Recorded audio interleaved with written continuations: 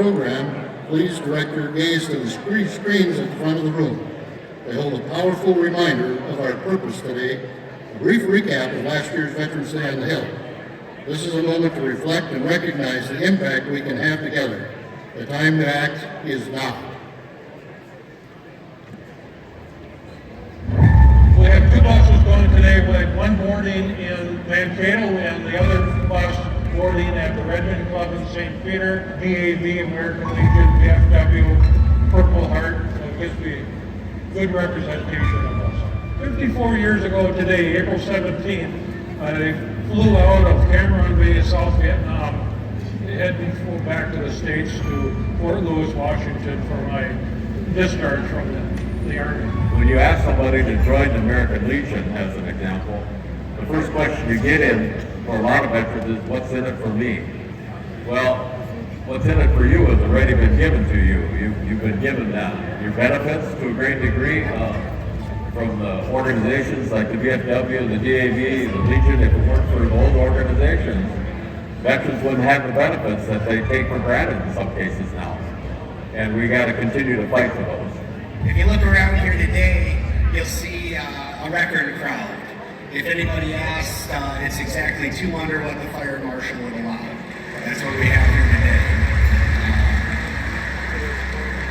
We have a tough mission because it's a constantly evolving and moving mission.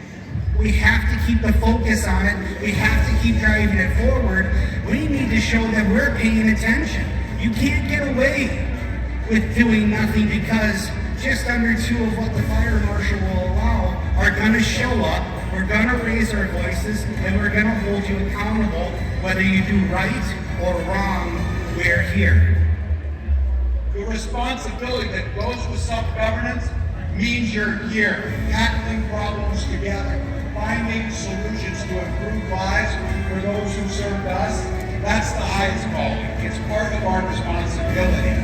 Minnesota is one of the few, if not only, states that has been able to move veterans benefits as their own away from all the other politics. And it was this group and your voices that did this. We're here to see that together.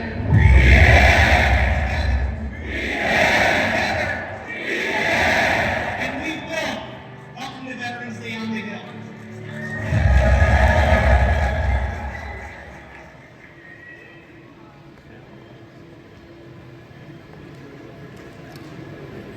Welcome to the Cedar Street Armory on this special day. It's my honor to welcome you for the 2025 Veterans Day on the Hill free lunch rally sponsored by DAV of Minnesota. This year's theme is Take Action.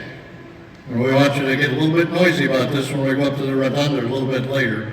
You'll hear more about that soon. My name is Tom Lyons. I'm your MC for today's program. Before we begin, a few housekeeping notes. The restrooms, I'm sure you've all found by now, are out in the back. When our program is complete today, you're invited to march as a group over to the Capitol. It may not look like we marched 50 or 60 years ago, but we'll march over there anyway. Please follow the signs to the nearby Veteran Service Building, where we'll be link up with to the Capitol by the Junior ROTC Cadets Color Guard. And now, to get started at this time, I invite the DAV Department Commander, Othar Martin, to come forward and welcome you and lead us in the Pledge of Allegiance.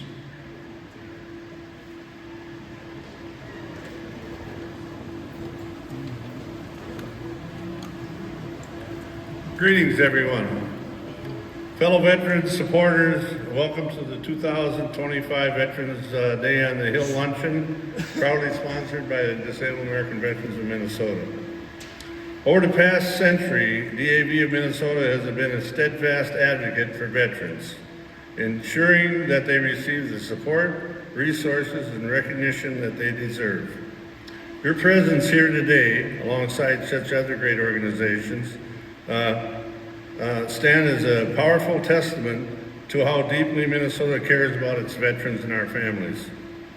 This effort is greatly strengthened by the Commander's Task Force, better known as the CTF, a vital organization that has been instrumental in uniting veteran services organizations across the state to amplify a collective voice for change. Every priority we champion today is backed by the leadership and vision of the CTF. Those unwavering dedications ensures that our legislative incentives are impactful, focused, and precisely aligned with the needs of Minnesota veterans. The key legislative initiatives we are talking about this year include funding to address food insecurity for veterans, stopping claim sharks from preying on our veterans, expanding the property tax exclusion to support more veterans and their spouses, expand access to the outdoors for disabled vets, including hunting and fishing licenses. These initiatives are critical to make sure our veterans live with dignity, opportunity, and the recognition they deserve for their service. We have some incredible speakers lined up for our luncheon today.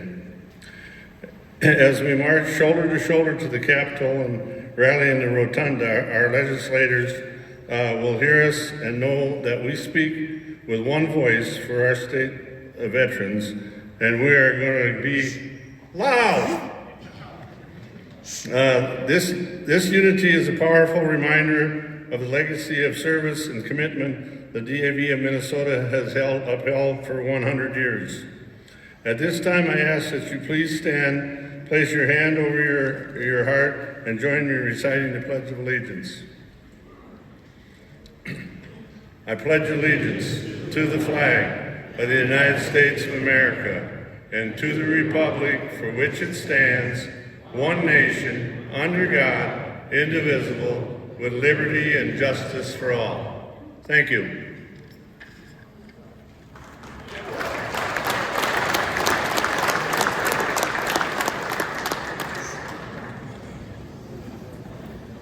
Thank you, Commander Martin. As we open the program,